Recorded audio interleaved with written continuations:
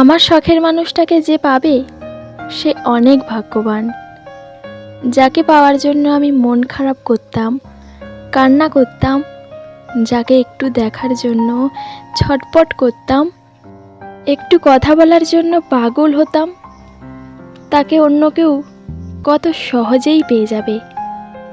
অন্য কেউ তাকে ছোঁবে, তার হাত ধরবে, তাকে জড়িয়ে ধরবে, আর অন্যদিকে আমি শুধু তার স্মৃতি নিয়ে থাকব। হ্যাঁ, তাকে ছাড়া হয়তো আমি মরে যাব না, কিন্তু কখনো আমি ভালো থাকতে পারবো না। আর এসব কিছু দেখা তো মৃত্যুর থেকেও যন্ত্রণাদায়ক। সরি, পারলে আমায় ক্ষমা করে দিও। তোমাকে অনেক জ্বালিয়েছি, অনেক বিরক্ত করেছি। আর বিরক্ত করব না।